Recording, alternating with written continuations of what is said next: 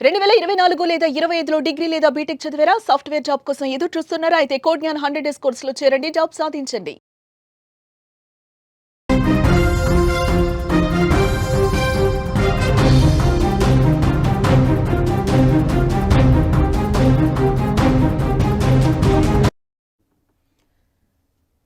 ఈ రోజుల్లో బంధాలకు అనుబంధాలకు విలువ లేకుండా పోతుంది. క్షణికావేశం మనుషులను రాక్షసుల కంటే దారుణంగా మార్చేస్తుంది. క్షణికావేశంలో కాపాడవలసినటువంటి కొడుకులే తల్లుల పాలిట కసాయిలుగా మారుతున్నారు.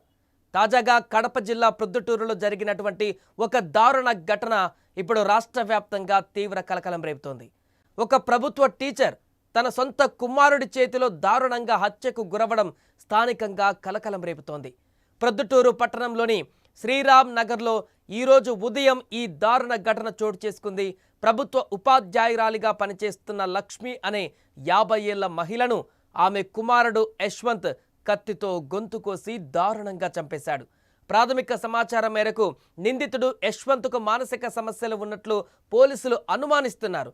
తల్లి కొడుకుల మధ్య తరచూ చిన్న చిన్న వాగ్వాదాలు జరుగుతూ ఉండేవని, అయితే ఈరోజు ఉదయం వీరిద్దరి మధ్య వివాదం మరింత తీవ్ర రూపం దాల్చింది.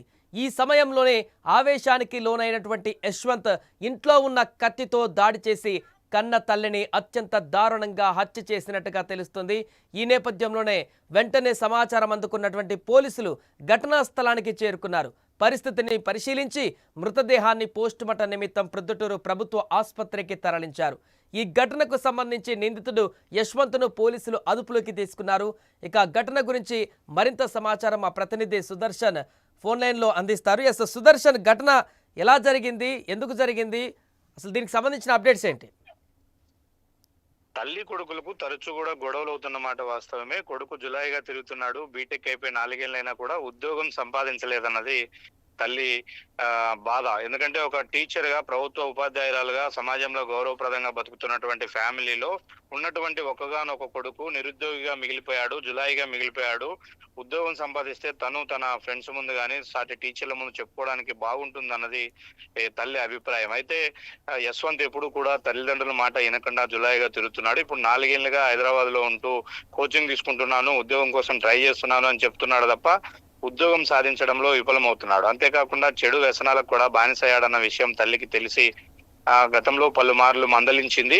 ఈ నేపథ్యంలోనే అతను ఈ రోజు ఉదయమే హైదరాబాద్ నుంచి ఇంటికి వచ్చాడు. ఇంటికి వచ్చిన వెంటనే తల్లితో వాగ్వాదానికి దిగాడు. అయితే అదే సమయంలో తండ్రి కూడా ఇంట్లోనే ఉన్నాడు. తండ్రి స్నానం చేయడానికి బాత్రూమ్ లోకి వెళ్ళి వచ్చి బట్టలు మార్చుకునే ప్రయత్నంలో తండ్రి బెడ్రూమ్ కు ఇతను గడియ పెట్టి బయట గడియ పెట్టాడు, బయటికి రాకుండా.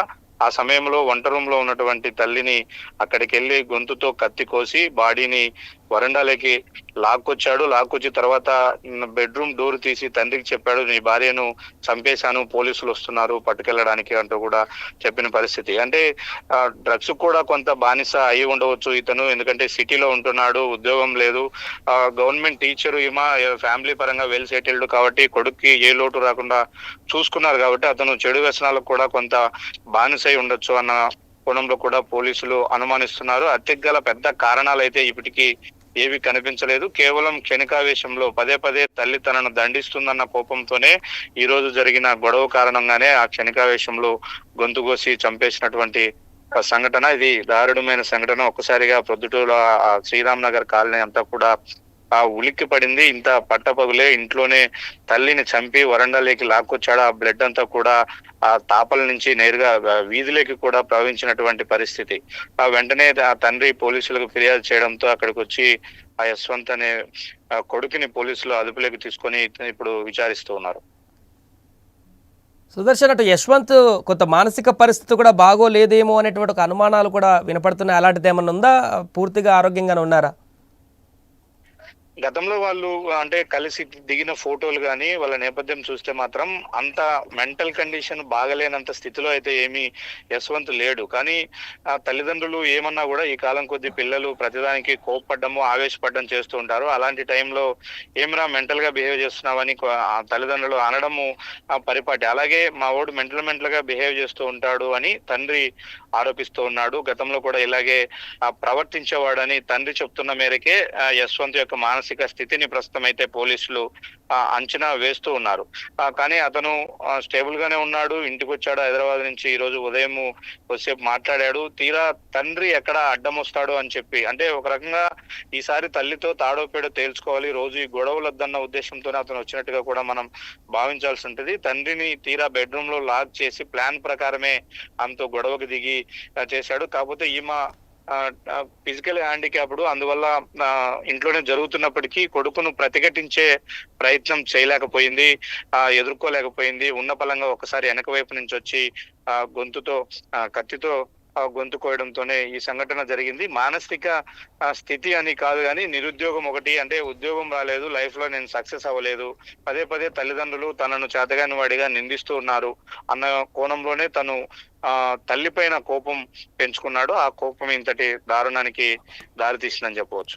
Right, thank you Sudarshan. So మొత్తానికి అదే ఒక ప్రభుత్వ ఉపాధ్యాయురాలకే ఇలాంటి పరిస్థితి ఏర్పడింది. కన్న కొడుకు తనలాగా తనకంటే ఇంకా మంచి పొజిషన్కి వెళ్తాడు, నాకంటే పెద్ద హోదాలో ఉంటాడు, సమాజంలో నాకంటే మంచి హోదాలో ఉంటాడని చెప్పేసి కలలు కన్నటువంటి ఆ తల్లిదండ్రులకు ఈరోజు ఇలాంటి దుర్భరమైనటువంటి పరిస్థితి ఎదురైంది.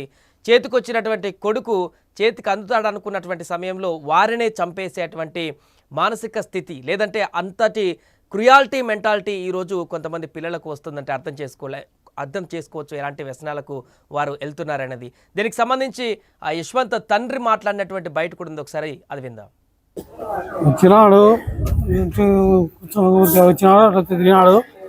నేను స్నానం చేస్తాను, వచ్చిన బిడ్డలు మార్చుకుంటుంటే వాళ్ళదేమో వాళ్ళమ్మతో మాట్లాడినాడేమో ఏమైందో లోపల బొడ్డలు దొరుకుంటుంటే గడేసినాడు. గుడ్డలు దొరుకో వాకిలు వేసినాడు. గుడ్డలు దొరుకుంటూ నేను తీసా అని వాకిలు వేసి ఇంకా అవి మొత్తుకుంటాను. అది మళ్ళీ అండి రెండు చెప్పుని చంపినా నా పోలీసులు వచ్చారు, చంపినా భార్యను అని అంత మెంటల్ ఉన్నది. వస్తానే మళ్ళీ దొక్కుంటే మళ్ళీ దొప్పి మళ్ళీ వాకిలు వేసి వచ్చినాడు అట్లా తిరిగినాడు. సుమన్ టీవీలో మీ పర్సనల్ అండ్ బిజినెస్ ప్రమోషన్స్ కోసం కింది నెంబర్కి కాంటాక్ట్ చేయండి.